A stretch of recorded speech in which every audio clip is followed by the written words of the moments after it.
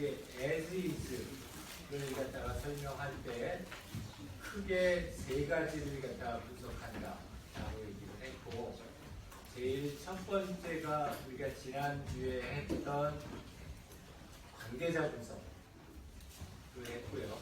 이제 그렇게 해서 그 사람이 어떤 사람인가에 대한 걸 분석을 했다면은, 이제 이번 주에 할 내용은 그 사람이 어떤 목적을 가지고 어떤 일을 하는가 하는 걸 보는 게 오늘 할 내용이고요.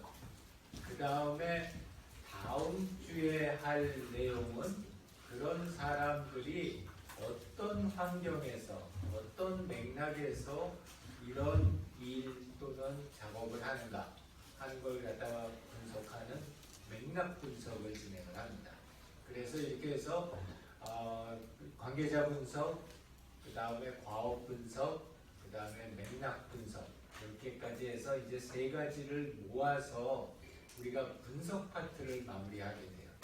그렇게 해서 분석 파트가 마무리되면은 이제 그걸 가지고 기획 단계로 들어가서 우리 첫 번째 그 컨셉 모형을 만들고, 두 번째 비즈니스 모델을 만들고, 그 둘 간의 컨시스턴시를 확보하는 작업을 합니다. 그래서 여러분들 맥락 분석까지 해서 분석 파트가 끝나야지 여러분들이 이 사람들과 과업과 그리고 맥락을 다 이해해야지, 내가 이 현재의 문제점들이 이런 문제점들이 있고, 이런 사람들이 이런 환경에서 이렇게 우리 서비스나 시스템을 사용할 것이기 때문에 라고 하는 충분한 이해가 된다고 보여져요. 그렇기 때문에 여러분들 충분히 준비하시기에 그렇게 진행을 하도록 하겠습니다. 자, 이제 오늘 할 내용이 과업 분석, 태스크 어널리시스라고 하는 거고요. 이 태스크 어널리시스라고 하는 것도 마찬가지로 굉장히 오랫동안 사용되어 왔던 방법이에요. 그리고 여러분들이 이제 인터넷에서 태스크 어널리시스 치면은 굉장히 다양한 책들이나 또는 참고 문헌들, 논문들을 갖다 발견할 수 있을 거예요.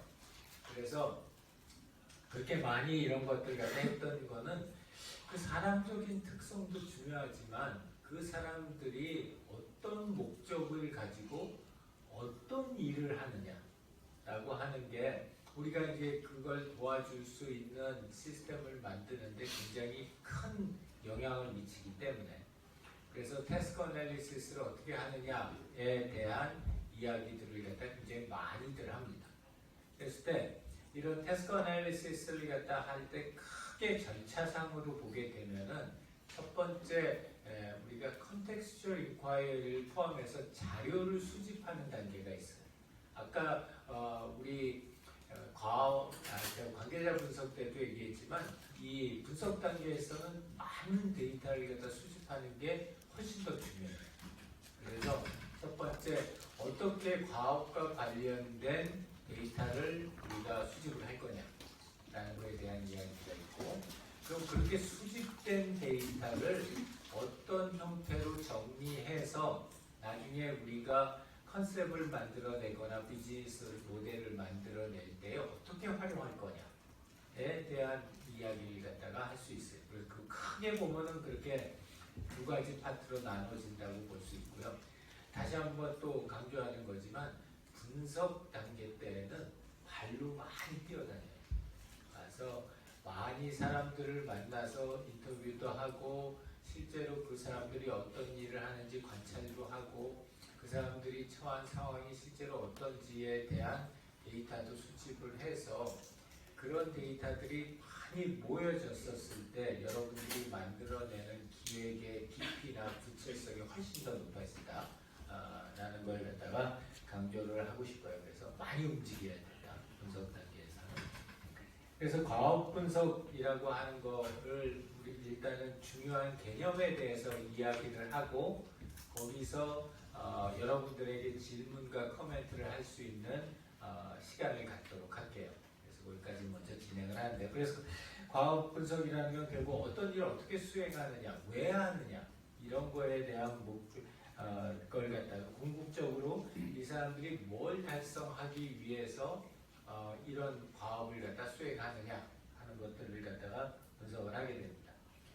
그래서 과업 분석이 필요한 이유, 뭐 당연히 중요하긴 하겠지만 제일 첫 번째 이유는 뭐냐면 이게 결국엔 사람들이 어떤 의도를 가지고 이런 제품이나 서비스를 사용하느냐, 그게 명확하게 파악되지가 않으면은 우리가 이걸 갖다가 만들어 놔도 아무도 사용하지 않는 그런 제품이 될 확률이 굉장히 높다는 거예요.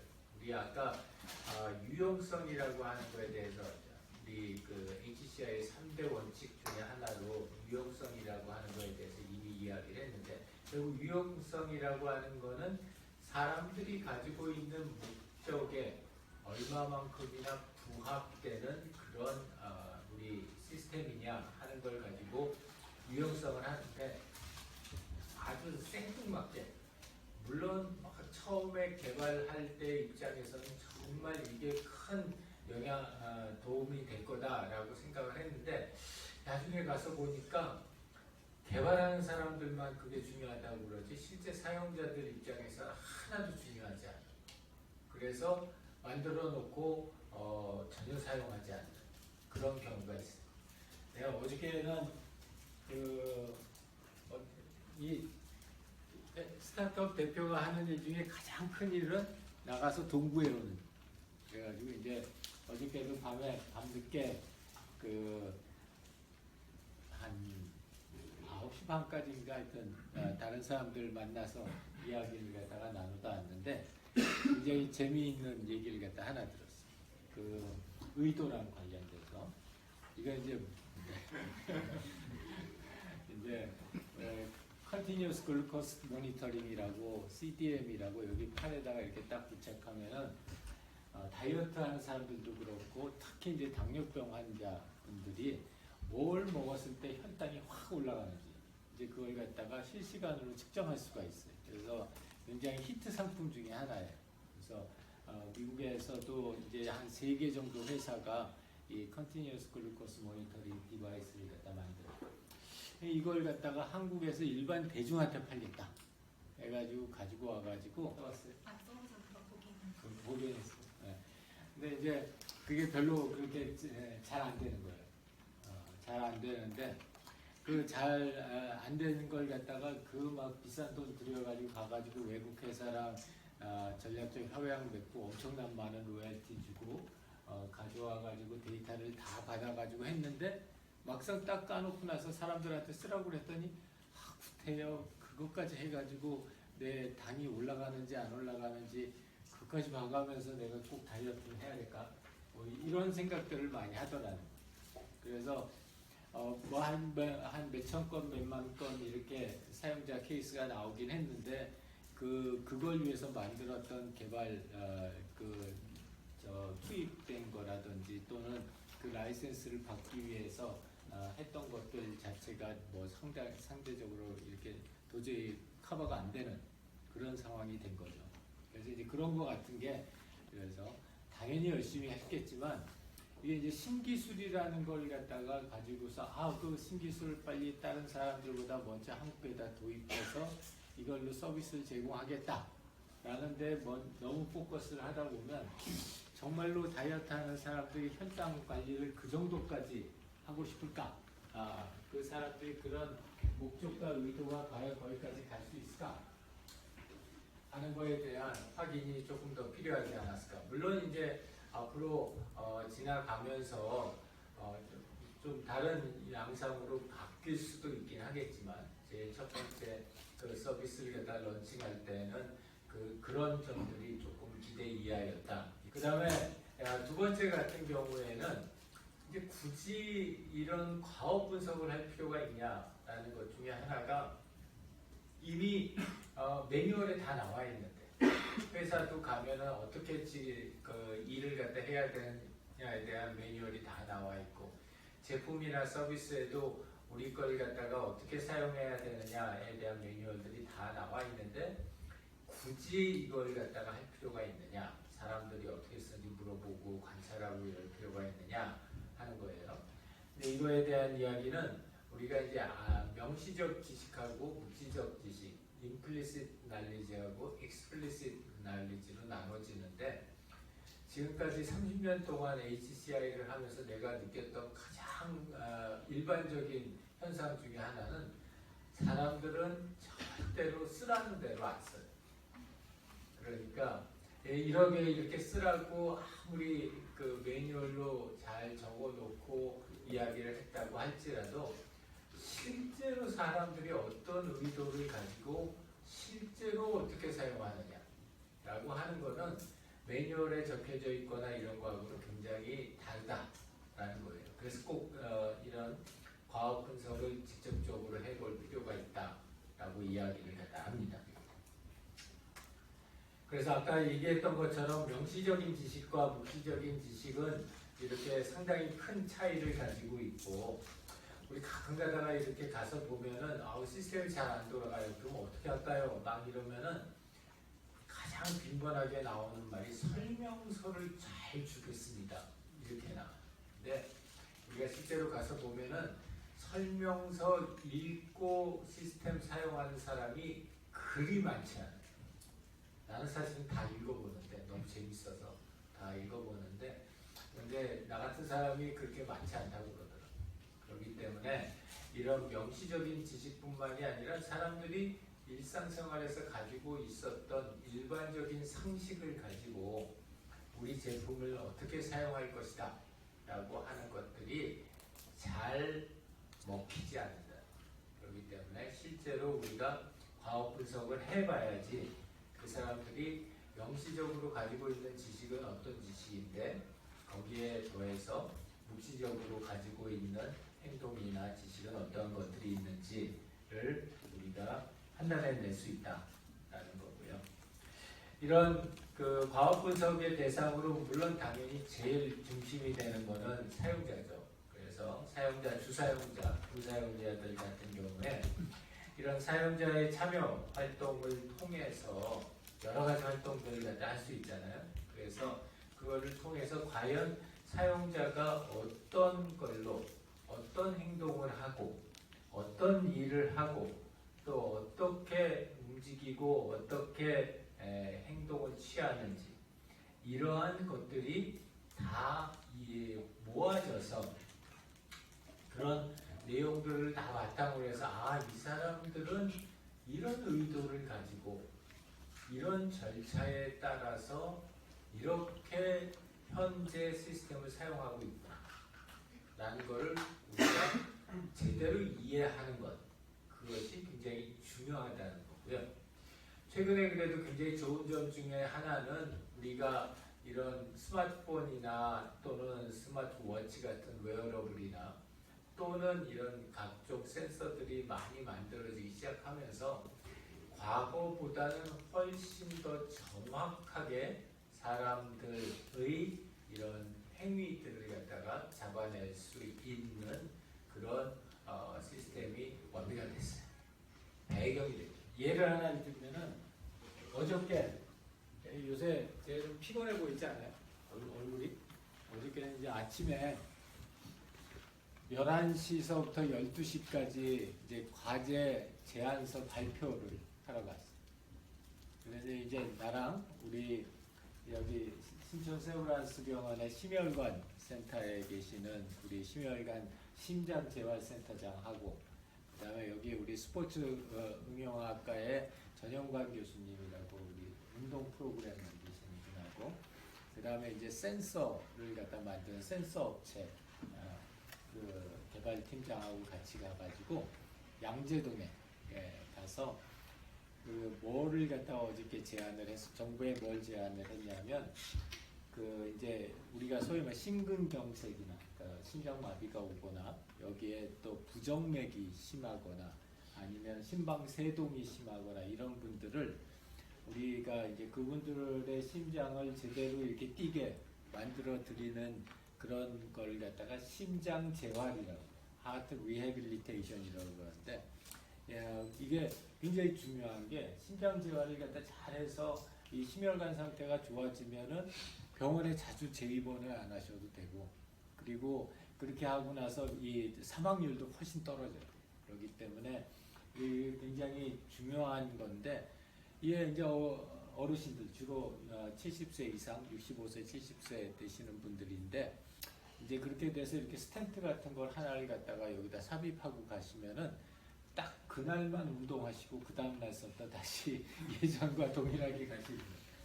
그러니까 이제 한 달에 한 번씩 병원에 세브란스에 와가지고 주치의가 그 운동 열심히 하셨냐, 저염식 하셨냐, 뭐 잠 충분히 주무셨냐 그러면 다 시킨 대로 했지 막 다 하는데 상태를 보면 막 나빠지는 거예요. 그래서 이 신장재활센터에서 이 양반들이 도대체 병원 바깥에서 어떻게 하는지 이 데이터를 갖다가 좀 잘 수집을 하게 되면 왔었을 때 환자 야단도 제대로 칠 수 있고 그리고 뭐 이거 하라고 했는데 왜 안 했냐 이렇게 얘기할 수도 있고 그런데 환자들이 요새는 병원에 와가지고 이 의사 선생님이 엉터리라고 하라는 대로 했는데 나 안 좋아진다고 막 이런다는 거예요. 그래가지고 이렇게 그걸 갖다가 이 스마트폰하고 스마트워치를 가지고서 사람들의 행동, 일상생활에서의 행동을 갖다가 우리가 모니터링을 해서 이제 신장재활에 좋은 운동을 갖다가 아침 저녁으로 이렇게 보내드리고 그걸 제대로 했는지 안 했는지를 갖다 확인하고 음식을 갖다 드셨을 때 이게 충분히 저염식 음식을 심장 질환에 이 소금이 굉장히 큰 마이너스이기 때문에 저염식 음식을 드셨는지 이렇게 찍어서 보고하는 그런 형태로 해가지고 우리가 이걸 2년 동안에 만들어서 심장 재활의 글로벌 리더가 되겠다. 그래서 어저께 발표를 했습니다. 요새는 한 30대 1 정도 돼요. 그러니까 지난주에 내가 우리 수업에 와서 또 발표했었다고 그랬잖아요. 그거 떨어졌어. 그래서 그거 붙었으면 오늘 빵 다 사는 거예요. 그래서 오늘 거 또 아마 다음 주 되기 전에 아마 결과가 나올 거예요. 되면은 빵 사고 안 되면 말고. 근데 그렇게 이 실제로 행동 과학 분석을 한다는 거의 의미가 또 가능성이 이제 높아진 거예요. 최근 들어서는. 그리고 또 과학 분석의 대상 중에 중요한 대상이 서비스 제공자들. 그러니까 예를 들어서 아까 얘기했던 심장재활이다. 그러면은 가장 중요한 그 사용자 중에 한 사람이 아까 봤던 주치의, 우리 주치의가 뭐 요새 의료 사태 때문에 더욱더 심각해지기는 했지만 한 시간에 80명 환자를 봐야 되고 막 이래요. 그렇기 때문에 뭐 진짜 1분에 한 명씩 봐도 60명인데 그러다 보니까 아무래도 건성건성 보려고 해서 건성 보는 게 아니라 시간의 제약이 그렇기 때문에 그럴 수밖에 없는 거고. 그러다 보니까 이걸 제공하는 사람들에 대한 분석도 굉장히 중요하고. 그래서 아까 우리 팀 발표할 때 코치에 대한 분석도 굉장히 중요하다 하는 얘기들이 많이 있었었는데 그 코치의 입장에서는 또 굉장히 큰 어떤 컨플릭트들이 있을 거라고요. 선수들은 많은데 코치는 2명뿐이 없는데 각 선수들은 다 내가 이거 프로페셔널로 가려면 조금 더 긴밀하게 내가 코치한테서 지도를 받아야 되는데 이런 컨플릭트들이 있는데 이제 그런 것들을 코치들의 하루의 일과들 또 과업들을 갖다가 살펴봐야지 이 사람들한테 무조건 엑셀시트 띄워준다고 해서 이 사람들이 거기다 채워서 넣어줄 확률은 거의 없다. 이런 거가 발견될 수도 있다는 거죠. 그래서 여기에 있는 것처럼 실제로 서비스 제공자들에 대한 과업 분석도 굉장히 중요하다. 사용자가 어떻게 현재 사용하고 있느냐도 중요하지만 현재 서비스를 제공하는 사람들은 어떻게 제공을 하고 있다라는 것도 굉장히 중요하다. 다른 예를 하나를 들면은 이제 우리 치료제 중에 뇌졸중 환자들이 이제 퇴원하고 나서 뇌졸중 환자들의 행태를 갖다가 가지고서 이 재활을 갖다 도와주는 서비스가 있어요. 근데 이제 그런 경우에 아주 중요한 서비스 제공자 중에 한 사람이 누구냐면은 SLP라고 하는 분들이에요. 스피치 랭귀지 프로페셔널이라고 내가 세라피스트라고도 하고. 근데 이제 언어 치료사 이런 분들이죠. 요새 언어 치료사가 무지무지하게 구하기가 힘듭니다. 왜냐하면 이제 코로나를 겪으면서 아동들의 언어 발달이 엄청나게 늦어졌어요. 그러다 보니까 초등학교에서 이 언어 발달이 지연되다 보면 커뮤니케이션이 안 되니까, 그래서 학생들 이 성적에도 굉장히 큰 영향을 미치기 때문에, 그래서 이제 그 치료를 해주다 보니까 이 SLP 하시는 분들이 너무 바빠가지고 어르신들 뇌졸중 환자들 치료하실 시간이 없는 거예요. 그러다 보니까 그런 분들을 갖다 도와줄 수 있는 어떤 이런 뇌졸중 재활 치료기기 이런 것들이 필요하게 된 거죠. 그래서 이제 그런 것들을 갖다 만들고 있는데, 그런 경우도 SLP가 실제로 하루 어떻게 활동을 하시는지, 그리고 실제 치료 세션 한 50분 정도 치료를 한다. 그러면 그 50분 동안 어떻게 어떤 프로세스에 따라서 어떻게 치료를 하시는지, 그리고 그랬을 때 어려운 점은 뭔지, 이러한 것들을 우리가 알아볼 필요가 있다라는 거고요. 그 다음에 이제 우리 요새는 대부분의 서비스나 프로덕트가 인공지능을 포함하게 돼 있어요. 근데 이제 여러분들이 실제로 해보게 되면은 인공지능은 말은 좋은데, 그 인공지능을 여러분들의 시스템에다가 포함시키기 위해서는 실제로 꼭 필요한 작업들이 많이 있어요. 가장 대표적인 게 잘 정제되고 레이블링이 된 데이터를 수집하는 것, 그리고 그걸 가지고 인공지능 AI 모델을 학습시키는 것. 그래서 학습된 데이터를 가지고서 우리가 실제 검증 작업을 수행하는 것. 이런 것들이 실제로 어떤 AI 서비스를 만들기 위해서는 반드시 선행되어야 되는 그런 작업들이라는 거죠. 따라서 여러분들이 이제 우리는 아까 그 생성형 AI를 가지고서 이런 훈련 일지를 갖다가 작성하는 걸 도움을 주는 어떤 시스템을 만들겠다 했으면은, 빨리 가가지고 이 생성형 AI를 쓰기 위해서 필요한 작업들이 어떠한 작업들이 있는지, 그리고 그런 작업들을 하는 사람들이 어떤 사람들이고, 그 사람들이 어떤 상태에서 어떤 그 훈련을 받고, 그거에 따라서 지금 어떤 그 절차에 거쳐서 이 작업을 진행하는지, 그런 것들을 갖다가 확인해 볼 필요가 있다라는 겁니다. 그래서 서머리를 하고 여러분들 질문을 받을게요. 자, 과업 분석이라고 하는 거는 사용자들이 본인이 원하는 목적 또는 의도를 달성하기 위해서 하는 행동들을 구체적으로 분석하는 것을 의미를 합니다. 그래서 그러기 위해서는 아무래도 많은 거에 걸쳐서 관찰할 필요가 있고 인터뷰를 할 필요가 있겠죠. 그리고 이제 그런 행동 방식을 파악할 때는 우리가 매뉴얼이나 업무 규정이나 이런 거에 나와 있는 명시적인 지식뿐만이 아니라 사람들이 머릿속에서 자기 나름대로 가지고 있는 묵시적인 지식들을 갖다가 꼭 파악할 필요가 있다라는 거고, 그래서 이런 과학 분석을 할 때는 우리가 지난주에 했던 여러 관계자들에 대해서 그 관계자들이 과연 어떤 의도를 가지고 있고, 현재 상황이 중요한 거죠. 어떤 의도를 가지고 있고, 어떻게 어떤 절차에 거쳐서 어떤 실질적인 행동을 하고 있는지를 갖다가 파악할 필요가 있다라는 거죠. 그래서 이런 걸 통해 가지고 실제로 사용자가 현재 실제로 어떤 행동을 하고 있고, 그 각각의 행동에서 어디에서 문제점이 애로사항이 있고 문제점이 있는지를 갖다 파악해내는 것, 그게 이 과학 분석에서 제일 중요한 핵심 태스크라고 할 수 있습니다.